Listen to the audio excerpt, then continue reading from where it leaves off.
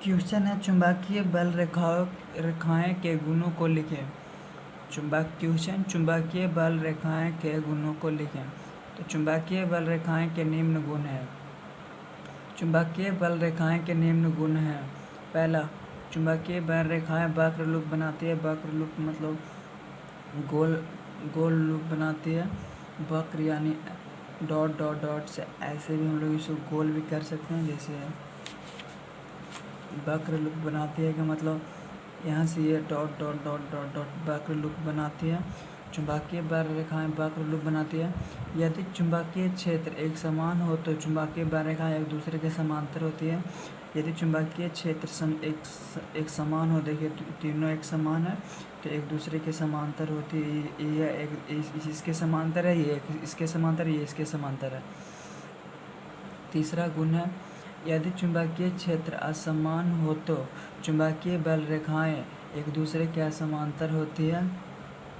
ये देखिए चुंबकीय क्षेत्र असमान है तो तीनों एक दूसरे के समांतर होती है। यदि चुंबकीय क्षेत्र असमान हो तो चुंबकीय बल रेखाएं एक दूसरे के समांतर होती है।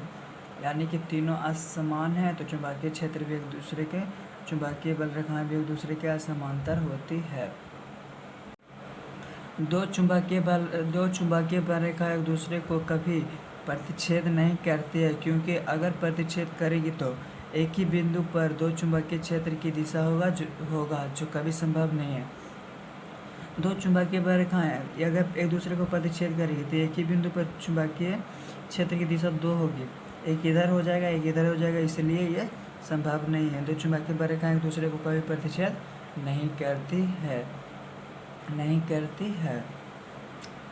दो चुंबकीय क्षेत्र के समान पोल विकर्षित करते हैं, यानी साउथ का पोल रहेगा, यानी दक्षिण पोल विकर्षित करेगा, एक दूसरे से दूर हटेगा।